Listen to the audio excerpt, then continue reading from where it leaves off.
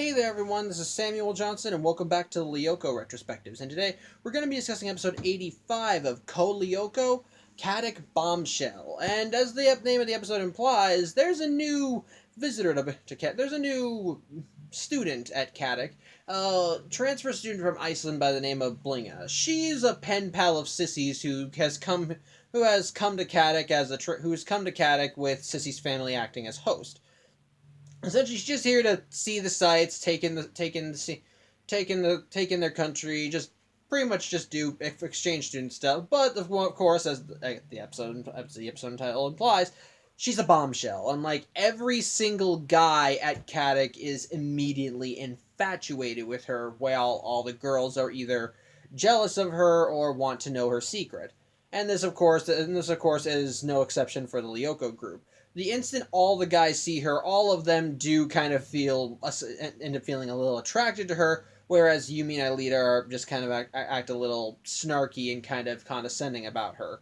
And however, out of all of them, the one that gets bit by the love bug the hardest is Odd, who upon seeing her just immediately has a rapport with her, and it's clear that Blinga is aware of all the attention she's getting and knows exactly why she's getting it, but she just kind of soaks it all in. And likewise, when she and Odd begin spending time together, Odd is just taking it all in and just loving every second of it, while the rest of the group is just getting more and more irritated, especially even when she's not in the room, he won't shut up about her. As such, the group thinks that Blinga is just causing tension between them and Odd, and they tell Odd, okay, we think you need to break it off, which understandably gets Odd ticked off because, well, he likes this girl. So he says, you're all just jealous, and you're all just jealous. I'm not going to stop seeing her just because you all don't like her, which, fair enough, but at the same time, Blinga is not exactly a kind person. As Odd actually does go to see Blinga, and he does confess to her about all the problems he's been having with the group, and Blinga says that maybe she should just get new friends, but Odd says that these friends are special. They go through that they've done a lot together, and she does want him to explain more of it, but Odd's just like, nah.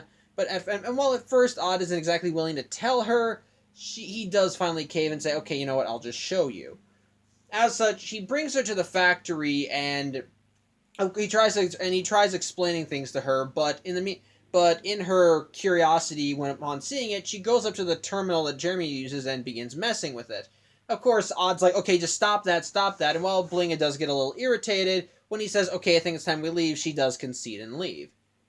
Unfortunately, Odd brought Blinga in at a very bad time. You see, before they had arrived, Jeremy and Aelita had started up a new program that was pretty much supposed to increase I forgot what the technical jargon was, but it was essentially supposed to help out and make some certain programs go smoother, and it was going to take all night for the system to go in. And unfortunately, when Blinga came and messed with the terminal, it screwed up the program, which in turn has screwed up the supercomputer. The super scan, which is supposed to alert them when an activated tower is going nuts and saying there are towers activated in sectors where they're not. And likewise, when Jeremy and Aelita go to when someone gets virtualized into Lyoko, there's no telling where they'll land. You could set the coordinates for the forest sector and wind up in the ice sector, or maybe the mountain sector and end up in the desert sector, etc., etc. Bottom line, just it's all a mess. As such, Jeremy and Aelita do end up checking the security footage, and yeah, they sure enough see that Blinga was the one that screwed everything up. And so they send Odd and Yumi, and so they send Ulrich and Yumi to go find Odd and Blinga. And sure enough, when Ulrich and Yumi are pissed, and they confront Odd and said, "You betrayed our trust, and that's just something we can't stand for." And so they do threaten to just throw him out of the group. And at first, Odd's kind of stuck between a rock and a hard place, as Blinga, she hears all this and just says, "Look, I have other places to be. Come on, I want to go to the pool. Come on, Odd." And Odd does, kind of feeling a little defeated, does say, okay, yeah, sure. At least I think so. Either way, I think maybe he was defensive. Yeah, I think he was a little defensive, but it does clear that there's some apprehension. I don't remember exactly. But bottom line, at this point, it's clear that Odd is kind of torn, is just being pulled in two ways, is just being pulled in both directions. Unfortunately, though, and as such, with the super scan on the fritz, Aelita volunteers to go into Lyoko, and see if there are any activated towers. And while Jeremy's reluctant, since they don't have any backup right now, he does ultimately concede because, as Alita said, it would be just like before they had the super scan. So he does send her in and has her begin checking out the various sectors to see if she can find any activated towers. Of course, her search comes up empty, but Xana, of course, takes an opportunity and sends a pair of blocks and a pair of cankerlights to try and ambush her. And while she does take out one of the monsters before she can make an escape, William comes in and attacks. As such, Yumi and Oric do arrive and do virtualize into Lyoko to help Aelita, but unfortunately, while Jeremy's fixing the program, he thinks that they're still going to be having problems down there, especially since if he's fixing it and they get devirtualized, they might not re-virtualize back into the real world. Something William is absolutely happy about, because that means that that means that their threat is gone. As such, they continue fighting. The fight continues on. Whereas, meanwhile, in the real world, Odd is kind of just sitting on the sidelines of the pool while Blinga is continually getting attention from all the boys, and he's beginning to realize, you know what, I don't think this might be worth it. And so, while Blinga's head is turned, he does sneak off and run back to the factory. And while Jeremy, of course, does not really want to see him, Odd does sheepishly say, I do want to offer my help, and if you don't want to talk to me, that's great. Just point me in the right direction, and I'll go there. As such, Jeremy does send him down to the scanner, and unfortunately, Oric and Yumi do get devirtualized, but before Jeremy sends Odd in, he does manage to fix the program and virtualize Odd in just in time before William can throw her, just as William is cornering Aelita at the edge of the mountain sector. As such, Odd is able to fend off William and to get and I want to say devirtualize him, but because you know how because as I said, whenever his life points drop to 0, he just turns into a cloud of smoke, and we see him actually get defeated up close this time, so we do see how the process is. As while there's black smoke, there is red grid lines across his body, so I guess you could say it's technically devirtualization, as I'm guessing he's just being called back to wherever Xana is and wherever he is. But William does give one last screw you as he sends out the smoke to push Aelita into the digital sea. But Odd does manage to jump off and activate her wings before she gets stuck, with Aelita coming in and saving Odd before he falls into the digital sea too.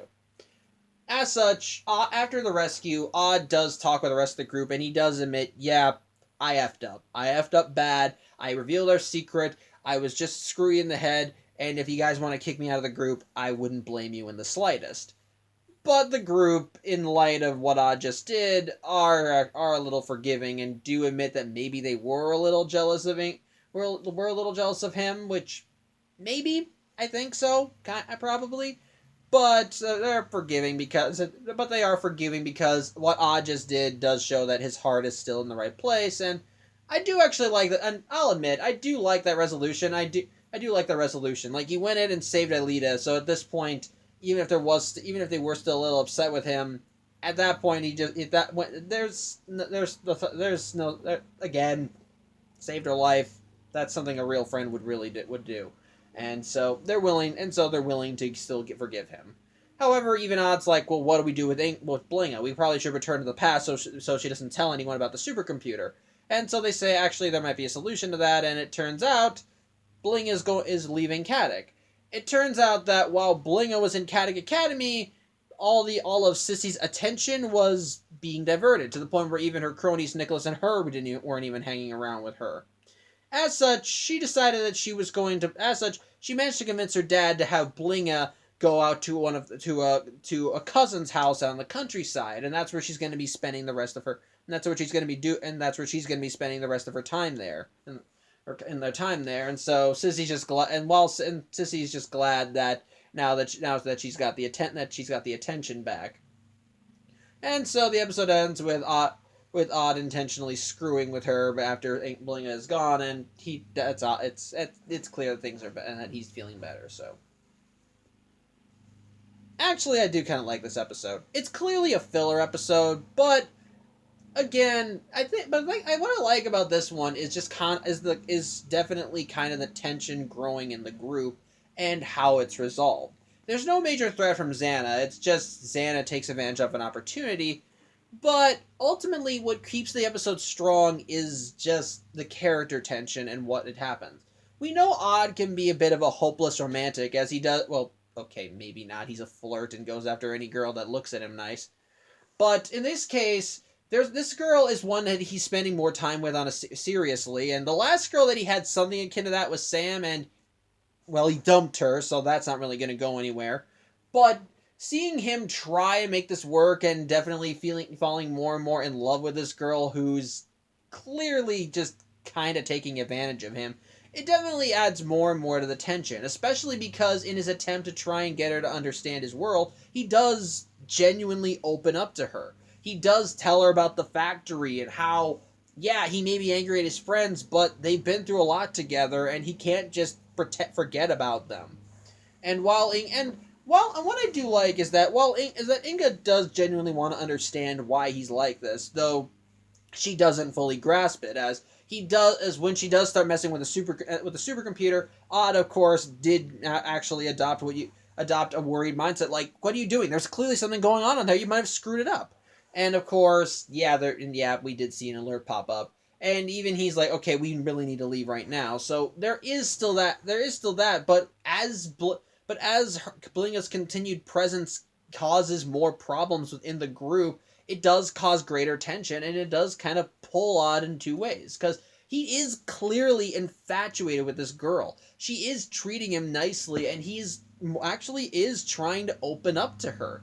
But the more he does, the more obvious it is that she doesn't care.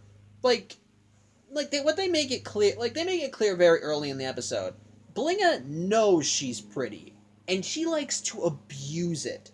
As they said, she intentionally comes off strong just to try and get all the attention, because all the guys that see her, they are all just drooling over her. They're doing things for her. They're pulling out chairs for her. They bring her lunch, even to the point where when Sissy wants to take a seat at her usual spot, Herb is like, sorry, that seat's reserved. Blinga said that she would sit with me later for dessert. Like, she's fully aware of what she's doing, and it's clear the only reason she's hanging out with Odd is because while she probably does find him cute, she doesn't. It's obvious that she just wants someone to hang around, do stuff for her. And while we do have more moments of this, like, it's clear she's not it's clear that she's not doing a lot, that she's not really helping this position, and it causes some great character drama, because Odd is trying to get closer to her. He does clearly like her, but eventually when he does realize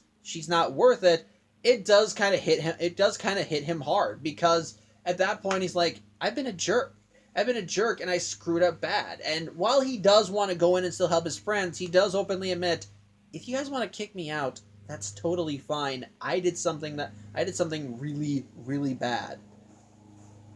But what I do like is that the group is still willing to take Odd back, because he did fess up. He is willing to accept the consequences, and of course, despite what he did, he still went in to save Aelita. Damn the consequences, knowing full well that they probably weren't exactly on speaking terms. But again, Odd, admittedly, is probably the best member of the group for this. He is very considerate and kind to everyone, and this episode does kind of challenge that mindset. His loyalty to his friends, or his relationship with his girl, and ultimately, it's the loyalty to his friends that wins out in the end. He chooses going to save them rather than spending time with this blonde exchange student. He's clearly doing everything in his power. Like, it's just really nice, and the way it resolves does show the strength of their friendship and just how much Odd does care about these people. At the beginning of the episode, they were talking about Romeo and Juliet, and how Juliet was willing to die for Romeo because she loved him. And the group then joked about how how anyone would actually do that. They wouldn't die for love. And which Ulrich says, of course I'd die for Yumi, and while Aelita and Jeremy don't talk about it, the idea is thrown out there, but Odd openly says, I wouldn't die for love.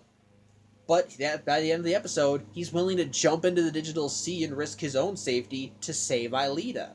It shows just how strong their friendship is, and at the end of the day, it shows just where his loyalties lie, and that while he did clearly care about this girl, his friends are still his best friends. That's actually really nice, and it's actually really nice, and the drama that comes from it, and the fallout, how it's resolved, and how everything comes together. It's all really nice and does create and is some and helps to showcase and just kind of helps and just it shows the strength of their bond. It tests it and shows that no matter what, Odd will always prioritize his friends. I like that. It's some nice, good character drama. As for the rest of the and yeah, for me, I think that's the greatest strength in the episode, just that drama.